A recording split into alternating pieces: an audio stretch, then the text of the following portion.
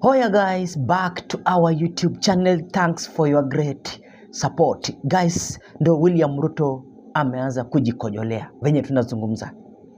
You see guys, William Ruto asha realize ya kwamba ICC imekuwa ikimwatch ama imekuwa ikichungulia kila kitu, kila matamshi ambayo serikali ya William Ruto wamekuwa wakitamka. Wakati ambapo Gen Z wamekuwa wakiparticipate their rights ya kuandamana. Unaona watu wangu, ICC imekuwa ikiwatch. William Ruto akisema kwamba shoot the legs, ICC na watch. Murkomen akisema kwamba shoot and kill, ICC na watch. Unaona watu wangu, Member of Parliament Nelson Koech akisema shoot and kill, ICC imekuwa ikiwatch. So kumaanisha wako na full evidence ya kumake sure William Ruto anaenda ICC. Now, William Ruto asha realize ya kwamba anaingia pabaya. So amekimbia bio tena zaidi sending Miguna to Citizen TV exposing Fred Matiang'I kwamba huyu jamaa ndo anafaa kufunguliwa cases first of all. So ndo kitu William Ruto ameanza kutense nayo. Kitu ya kwanza, allow me to play clips to you wakati ambapo nakwambia na kuchezea clips. Unaona watu wangu, so mambo yamekuwa sio rahisi kwa William Samoei Arap Ruto. Wameanza kuregret kwa nini tulikuwa tunatamka mambo haya. Even Nelson Koech, Murkomen, hao watu wameanza kutense. So guys, nasema karibuni niendelee kukupakulia jinsi ambavyo mambo yanachemka na kila kitu ambacho umeweza kumiss ndani ya hii channel. Kwa hivyo guys, tunaanza na Maraga telling President William Ruto kwamba ICC ishakamilisha uchunguzi wao. Because now, unajua last time William Ruto alikuwa anapelekwa ICC na Raila Odinga ndiye alimuokoa. Na alimuokoa because hatukuwa na full evidence ya kumake sure William Ruto anaenda ICC. This time round, William Ruto evidence ishapatikana kwa mdomo yake mwenyewe. Sikiza. Kenya is a signatory to the ICC. To the ICC. And they are watching. Tumeona news all over the world. They are watching. When they take action, it is in accordance with the statute. I mean, the Rome Statute. And I'm sure I will not be surprised kupata asiwamerudi. Wakati ule ni washahidi walikosa. Those people are not fools. This time around they could do their investigations very well na warudiwe. Lakini ile ambao ninaona hata kwa news internationally, the whole world is shocked by what is happening in Kenya. We are not in a state of war to have 60 people dying in less than a month. To have reckless statements being made by none other than the president that shoot. That is not normal. So now, baada William Ruto asha realize even Rigathi Gachagua is ready. Nilikuchezea jana clip ya Rigathi Gachagua akisema kwamba wao wana make sure William Ruto anaenda Hague. Unaona watu wangu. So now, William Ruto ametumanisha huyu Miguna. Kitu ya kwanza unafaa uelewe, Miguna aliapisha Raila Odinga kinyume na sheria. Unaona watu wangu, alimuapisha wakati ambapo Raila Odinga aliibiwa kura. So now, Miguna ikabidi atoroshwe outside the country, akaelekea upande wa Canada for 5 good years. And William Ruto ndo alimrejesha hapa nchini Kenya. So now, Miguna first of all ana attack William Ruto. Na hiyo ni deal. Kwamba tangulia kwa attack mimi ili ionekane ya kwamba unanifight. And baadaye expose Fred Matiangi, then expose Rigathi Gachagua kwamba Rigathi Gachagua pia is just a psychophant kama William Samoei Arap Ruto. Unaona watu wangu, hii ni game imechezwa. Sikiza kwanza Miguna jinsi ambavyo anajaribu kuattack Fred Matiangi. Kisha usikize jinsi ambavyo anajaribu kuattack William Samoei Arap Ruto. Then you are going to realize that hii ni game. Sikiza. Good afternoon, Kadil. What exactly did you want to respond to with regards to the interview we recently had with the former Interior CS, Dr. Fred Matiang'I? Well, there are legacy of issues, chief of which is the culture of impunity, which Dr. Matiang'I epitomizes and exemplified, particularly when he served as the Interior Cabinet Secretary. But I specifically wanted to refer to many instances where Dr. Matiang'I subjected not just me to atrocious abuse, torture, and violations of my constitutional and human rights, but also defied multiple court orders in an egregious and unconscionable manner. Dr. Matiang'I exemplified the abuse of power in its purest form. And then when you hosted him, I barely had him interrogated on what he did. The Rivayala murders, the abduction that he engaged in, the destruction of my house, my abduction and detention in Comunicado, and torture of many days in defiance of multiple court orders. His forceful exile of me, one when I was sedated and unconscious and dumped in Dubai, and then subsequently him issuing illegal red alerts and stopping me from returning to Kenya for 5 long years. If we want to transform the country, and I believe we do as Kenyans, we cannot tolerate, entertain, and coddle characters like Matiang'I, who have not been punished, even though there were several court orders that found not just that he subverted the constitution, but that he was unfit to hold public office. Okay. He has not honored any of those court orders. He has not paid the damages that he was awarded to pay, including the conviction by Justice Odunga on March 28, 2018, which he has not purged, the contempt conviction that he has not purged. Okay. Daktari, you talked about the unfit part of him holding office.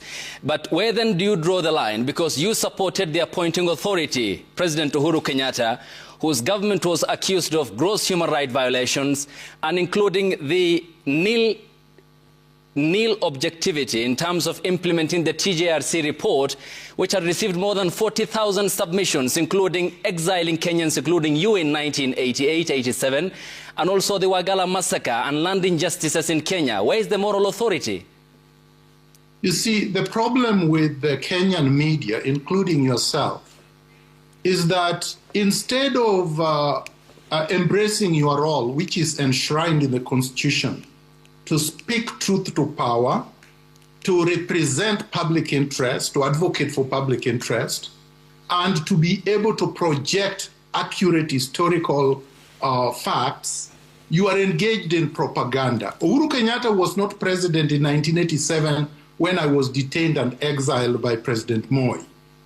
Uhuru Kenyatta was president in 2013. Well, Dr. Miguna, to just pause you. Dr. Miguna, to just yeah, you will finish up.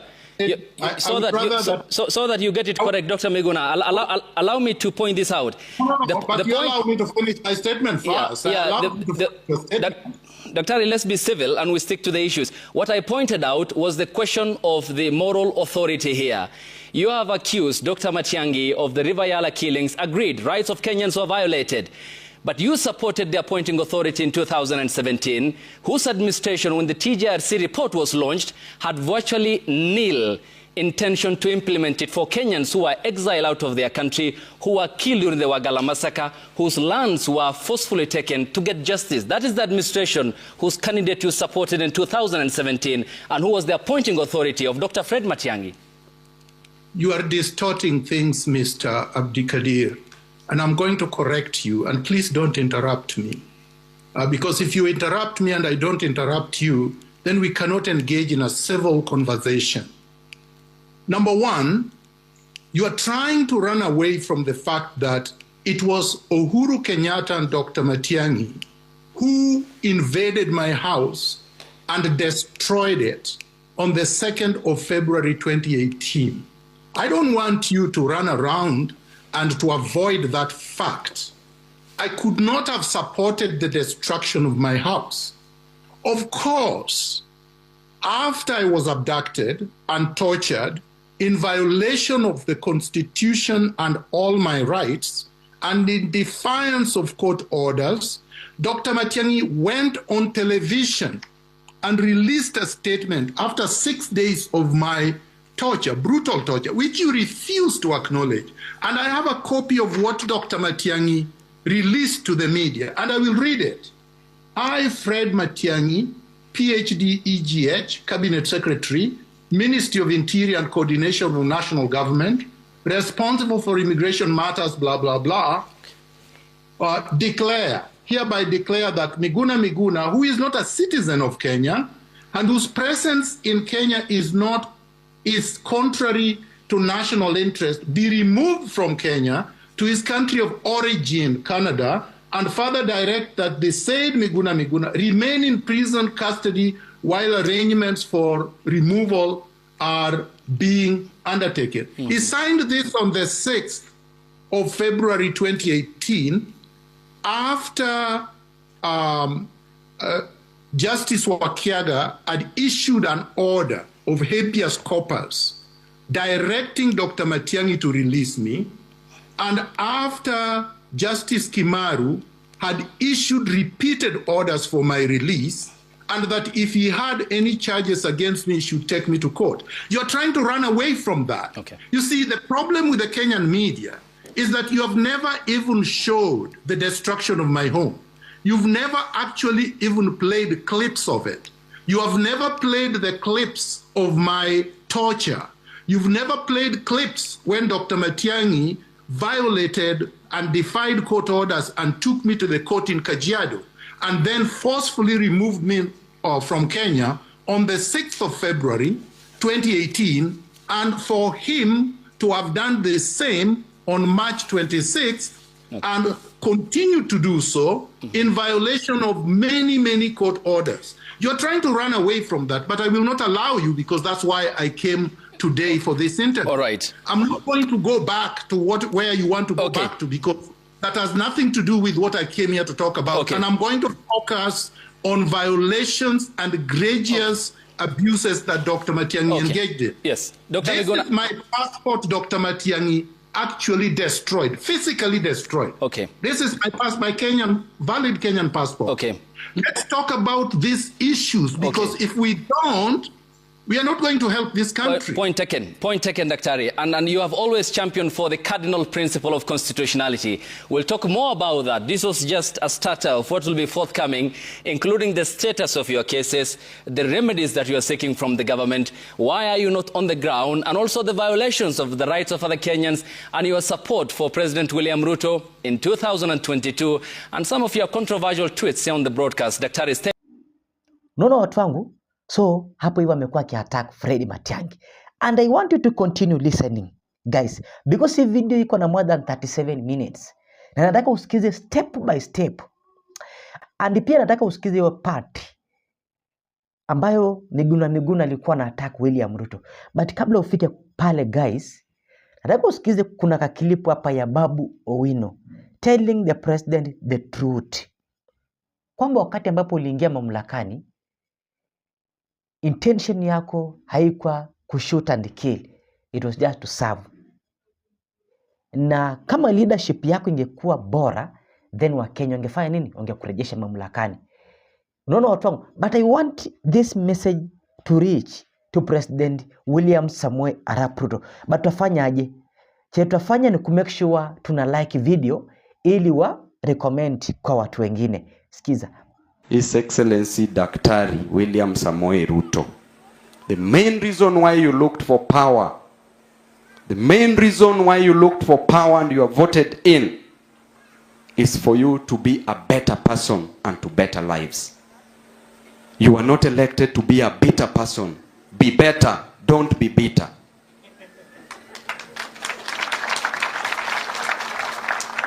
If you give instructions for people to be shot on the legs, Rex Masai was killed. He was shot on the leg. He overbled and died. If you kill everybody, who will you rule? You have to know that presidents come and go, but the nation will still remain intact. We had the first president, Jomo Kenyatta, came and went. Second president, Daniel Toroitich arap Moi, came and left. Third president, Mwai Kibaki, came and left. Fourth president, Uhuru Kenyatta, came and left. You are the fifth president of the Republic of Kenya. You came and you shall leave. Leave this nation a better nation, not a bitter nation. We cannot kill the future of this nation. We cannot kill the Gen Zs whose only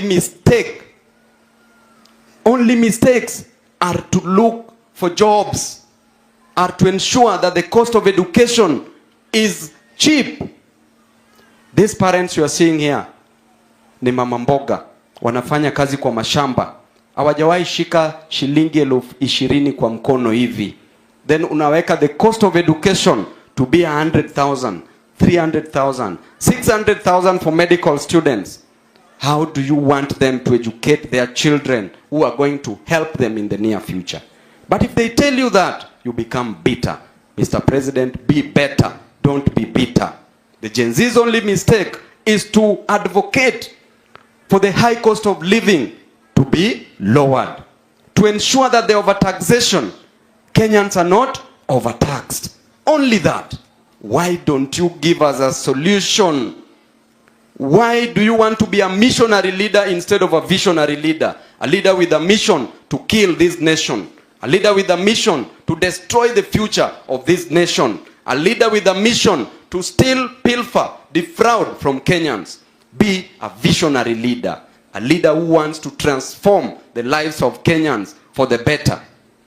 Tunaelewana vizuri?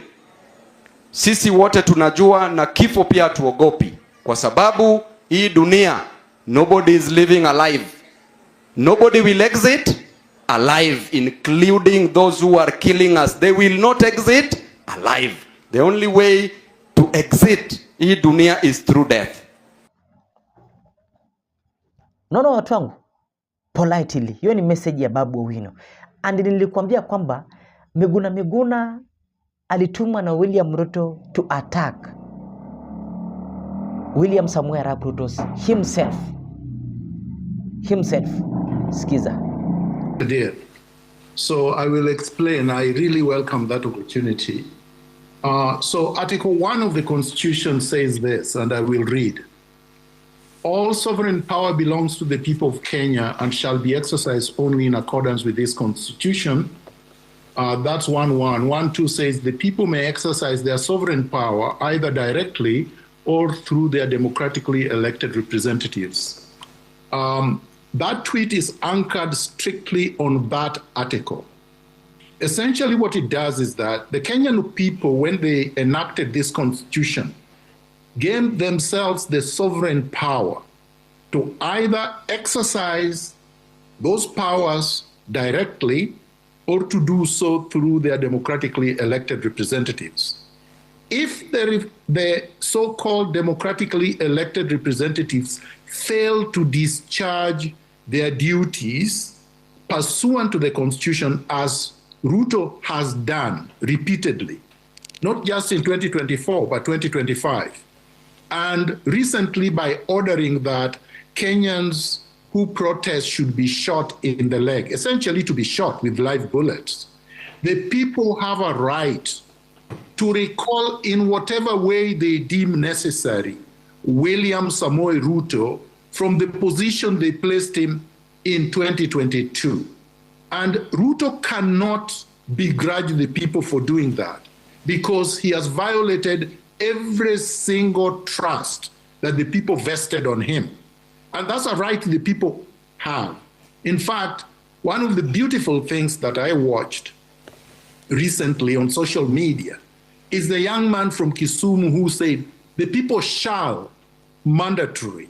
So it's not something that we go to William Ruto to beg for, because William Ruto is supposed to be working for the people. not for himself. And he cannot dictate to the people what they can do under this constitution. And Dr. Miguna, then, when you supported his candidature, now coming to the political animal himself, Dr. William Ruto, you accused him of grabbing the Kenya Power and Lighting Company, the land, Processional Road, Western Hotel Land, Muteti Farm, which the Justice Rose Ougo ordered then Deputy President to pay 5 million in compensation fee to the rightful owner, Adrian Muteshi, in 2013, and you said attempted to grab the Langata Primary School. This is a man, and some seconds ago you said you are the encyclopedia of history. You knew he was a YK92 member which was accused of gross human rights violations, a member of the KANU inner circle. He was a member of the Grand Coalition government suspended at some point. How did you get it so wrong, and today that you are accusing him of all these double standards when you knew that he could be, in your view, not fit to hold public office? You see, unlike you, I don't suffer from memory loss. And I've not forgotten what I just told you at the beginning of this interview. I told you there was a choice that I had. I could either choose to remain in exile for the rest of my life like they wished and die in exile, or I could decide to do something to make sure that my rights were adhered to and that I was able to return to Kenya. The decision there was either I support Raila Odinga and Uhuru Kenyatta and remain in exile for the rest of my life, or I supported William Ruto and I could return to Kenya. That was not in any way a dichotomous situation where you could argue that I did that whitewash anything that William Ruto did. By no means did I do that. It was a presidential contest. In fact, if I was in Kenya, I may have run for president, but they had forced me literally from the Republic of Kenya. And I made that choice only on that basis. Now, of course, I knew what William Ruto did. I've written books about it. I have stated this repeated times in the media. I am not in the business of whitewashing any crime that anybody has committed. And if somebody, for example, tomorrow, Abdikadir, you run for office and they voted for you, does that mean that every crime you have committed, they have now forgiven and they have washed you from those crimes? Does that mean that any crime you're likely to commit in the future, they would now be bound not to tell you that you are committing a crime? By no means, no. So you are absolutely wrong. A support that any citizen gives to a politician does not waive in any way, and does not waive in any way the obligation and duty to speak truth to power, to oppose that individual when they commit atrocities, nor does it in any way forgive them for crimes they have committed in the past. I'm not the deputy or the director of public prosecutions. I'm not the head of the police. I'm not the head of the DCI. I'm not the head of NIS, and I've never been. I have absolutely no responsibility to take William Ruto to committee. I would have if I had the powers and responsibilities to do that, but I didn't have.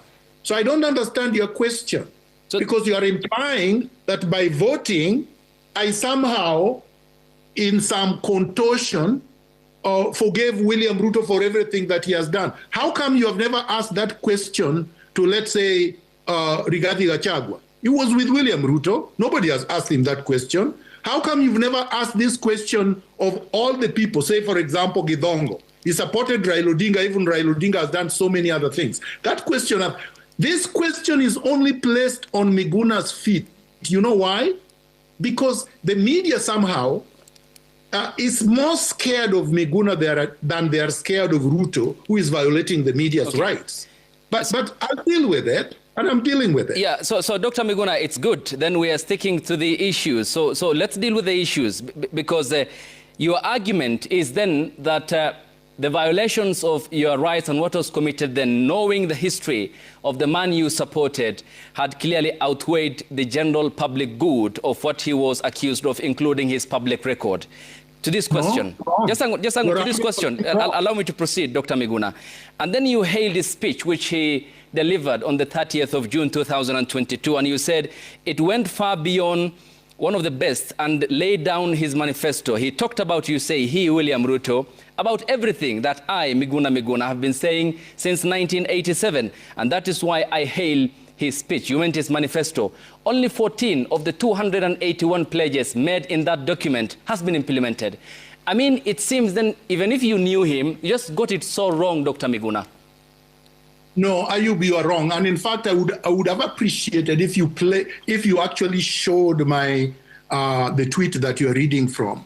Because number one, you are reading a tweet in June 2022. William Ruto had not become president. No, he launched his manifesto. The point I'm making, Dr. Miguna, is to be clear.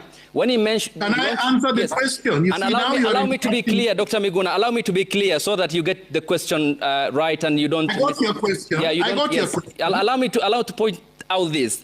When he launched his manifesto is when you hailed this and you said he talked about everything that I've stood for since 1987. In that document called the plan, only 14 of the 281 pledges have been met, which is more than 90% haven't been. So, Daktari, how did you get it so wrong despite knowing the man William Ruto? Abdikadir, you are the character that Voltaire was talking about with respect to distortions. As I was saying before you rudely interrupted me, you are reading from something you have refused to display for the public. You know why you are hiding it? Because you know you are wrong.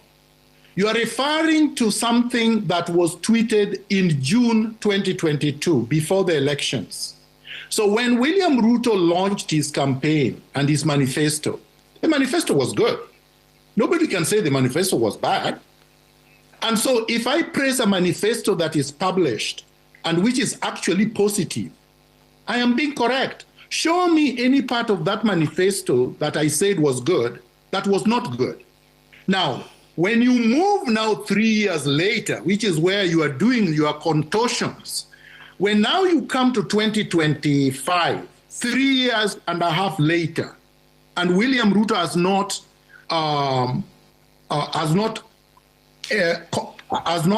actually satisfied or honored his manifesto, which I talked about in June 2022. Now you want to blame me in 2025 when I'm actually telling William Ruto exactly what you're saying. I'm saying, William Ruto, you have betrayed the people. You have not honored your manifesto. You're abusing the people. I, as Miguna, a citizen of the Republic of Kenya, with sovereign right, want you to get out of the way, get out of power, because you have betrayed the people. I'm saying that in 2025. I said that in 2023. I said that in 2024. You, Ayub Abdikadir, has never said that. You did. You have never ever said that. You did, Daktari. It's verbatim, word-for-word transcription I'm reading to you, which was reported by Citizen Digital a day after you posted the tweets. I want you to show the tweet that it was in 2025, that it was in 2024, that it was in 2023. It was not in any of these times. You are talking before the election, and that's why I called you a contortionist. And what I was reading to you, Daktari, to be again factual to you, was a tweet that you made. I read verbatim, word for word. Can't be unfair to you. It's what you posted. I'm holding you to account on. Read the date of the tweet. Read the date of the tweet, Abdikadir. This was after the manifesto launch, which was 30th of June 2022. 2022, before the election, and that's exactly what I'm saying. And essentially, no, Abdikadir. So somebody launches a manifesto today. The manifesto is very nicely written.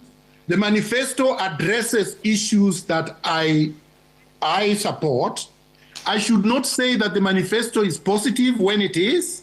And then now you are asking, after the man has betrayed his manifesto 3.5 years later, and you are trying to conflate the issues. You can't get that through me. That is a contortion. Not, sir, Dr. Miguna. The point is then how you failed to read through what was launched then and scan it. I mean, you will have done an audit of it. Are you God? Could you have foretold that William Ruto was going to kill people in 2025 or 2024? Like, you have to be completely ridiculous to have said that if you read the manifesto in June 2022, you would have read through the manifesto that Ruto was not going to implement even 15%. Like, that's the most ridiculous statement that anybody has ever made to me from the media in my lifetime. Okay, certainly, Dr. Miguna, no one is God, and no one neither between me and you has the prophetic skill to tell what will happen next. On to the next question. So what's the alternative? What's your view of the opposition? And Rigathi Gachagua and Martha Karua are in the United States of America. And how is this going to impact local politics here? You see, I have been very consistent, Ayub, and I was consistent before. I think you are much younger than me, so you would not have been around. In 1987, when I became politically active, I always believed that Kenya is a defective state, structurally defective, institutionally defective, culturally defective, that the neocolonial state needs to be restructured by first being overhauled, then being transformed. And when you do that, you would get rid of all the legacies, the colonial legacies on which this faulty foundation was built. So when you see the police abusing citizens, that's exactly what they were supposed to do when this colonial experiment was established. They were not, the state was not created, the Kenyan state was not created to respect and treat Kenyans with dignity. It was created to extract raw resources from Kenya, to be able to exploit the labor, and to be able to treat Kenyans as slaves. That's why the state was created. And we've never been able to transform that state. My idea is that we need to do that. We need to overhaul the existing rotten structure before we can transform it. And William Ruto cannot do that. And any of these characters you are mentioning cannot do that. I was at the university with Rigathi Gachagua in 1987, even though he was ahead of me. I believe he was ahead of me 2 years. Rigathi Gachagua does not represent transformation, can never transform anything. Rigathi Gachagua is William Ruto, basically, because he supported Daniel Arap Moi's one-party state. Okay? He supported it in 1987 when many of us were campaigning against it. He supported that throughout his life, and he's still supporting that. That's why he's with Matiangi. Anybody who is working with Matiangi in one group, there is absolutely nothing that they can do to change the political structural environment that I'm talking about. So his only grievance is that William Ruto kicked him out of government, not because the system is bad. Many of these people do not want to adhere and implement the Bill of Rights, adhere to the Bill of Rights and implement the Bill of Rights. Many of these people do not care about defying court orders. Many of these people do not really care about looting, because if you actually audit their wealth, they would not be able to explain how with their meager salaries, they became billionaires in dollar terms. So the so-called opposition is a joke, the same way that Ruto is a joke. I believe in revolution. I believe in the structural transformation of Kenya. And that's what I believe the revolutionary Gen Zs have been working at. And that's what I support. I don't support the jokers. Okay. And last year, the Kenyan Gen Z-led protest that called for good governance and clarion call for a good response to some of the core issues that they have raised. What's your view of Kenya's youth standing up to the country's political elite? They're doing a marvelous historical job. You see, the youth is the motor of change historically.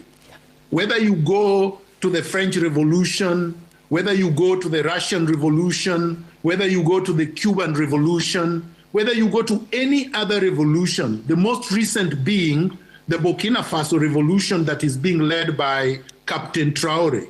The youth is the bulwark of that movement that would eventually transform this system that I'm talking about. They are the majority. They are the ones that are most repressed and oppressed. They are the ones that are most exploited. They are the most unemployed.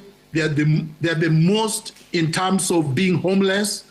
So they feel the pain of the independence betrayal than any other group of people. All that needs to be done is for Kenyans of goodwill to support them so that they can manage to do that which our parents were not able to do, and that our generation failed to do largely. So I support what they are doing fully, but it has to be ideologically driven.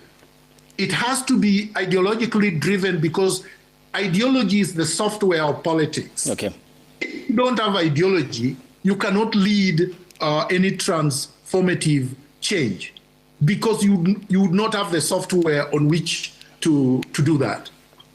And if then, of course, you have made your position on the government headed by the president, the opposition, then what's the alternative? Who then picks up the responsibility and fill up the vacuum that you have talked about, the much needed reform within the Kenya's governance architecture?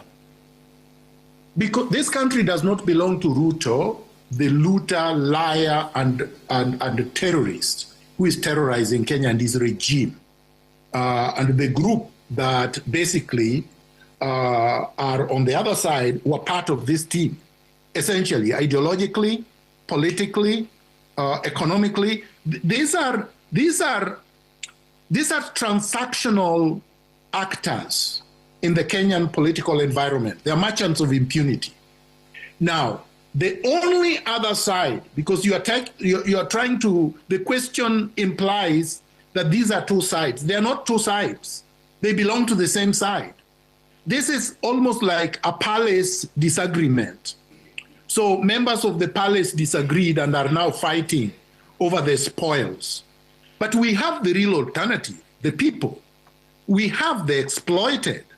We have the majority of the people who are the victims of this oligarchy.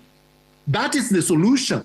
It doesn't have to come in the form that many of you are used to, because many of you are used to these briefcase outlets called political parties, which are transactional instruments.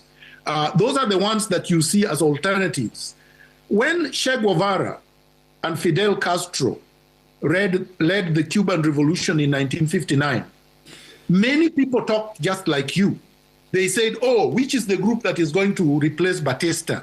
They didn't realize that these students that were considered radical and very extreme wanted to overhaul the entire